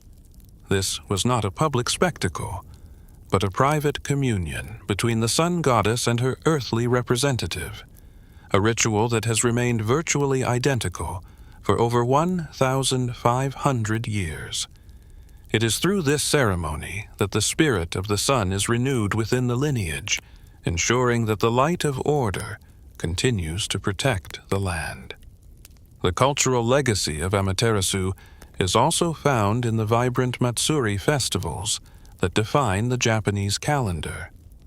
In every town and village, the local shrines hold celebrations that are, at their core, attempts to repeat the joy of the gods at the cave. When the heavy, portable shrines, the mikoshi, are carried through the streets with rhythmic chants and the sound of drums, the people are recreating the chaotic, joyful energy of Ama-no-Uzume's dance. The Gion Matsuri in Kyoto, with its towering floats and intricate tapestries of sound, is a massive act of purification, a way to invite the sun's light to sweep away the stagnant kagare of the city. These festivals are not merely historic reenactments. They are the living breath of the sun, moments where the community rediscovers its connection to the divine vitality that Amaterasu represents. The influence of the sun goddess extends into the very aesthetics of Japanese life. In the quiet elegance of a tea ceremony, in the precise lines of a Zen garden, or in the subtle play of light and shadow in a traditional Hinoki house, one finds the Makoto of Amaterasu. The Japanese appreciation for cleanliness and clarity is a direct descendant of the sun's own nature. To sweep a floor or to arrange a single flower is to engage in a ritual of order, a small imitation of the way the goddess tended her celestial rice fields. The concept of omoyari, or selfless consideration for others, is a social reflection of the sun's indiscriminate warmth. Just as the sun shines on the high mountain and the low valley alike, The ideal human heart is one that radiates kindness without seeking anything in return. In the realm of popular imagination, the figure of the sun goddess has proven to be remarkably adaptable. She appears in literature, in the elegant woodblock prints of the Edo period, and in the modern narratives of manga and cinema. However, she is never portrayed as a distant, vengeful deity. She remains the weaver, the sister, and the grandmother. She is the goddess who hid herself not out of malice, but because her heart was broken by the discord of the world. This makes her a symbol of resilience for the modern world. Japan has faced countless darknesses throughout its long history, wars, disasters, and social upheavals, and in each moment, the myth of the cave has provided a template for survival. The belief that the light will return, that the laughter of the community can lure the sun back out, is the cornerstone of the Japanese spirit. As the evening mists settle over the Isuzu River, and the white curtains of the Ise Grand Shrine ripple in the cooling breeze, the silence of the ancient woods reminds us that the age of the gods is not a time in the past, but a frequency that exists parallel to our own. Amaterasu Omikami is not a ghost of history.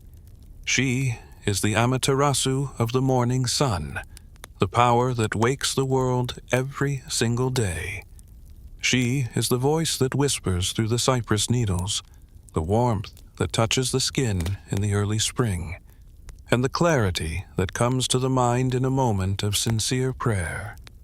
She is the eternal weaver, still seated in her celestial hall, joining the threads of heaven and earth into a single, beautiful garment of existence.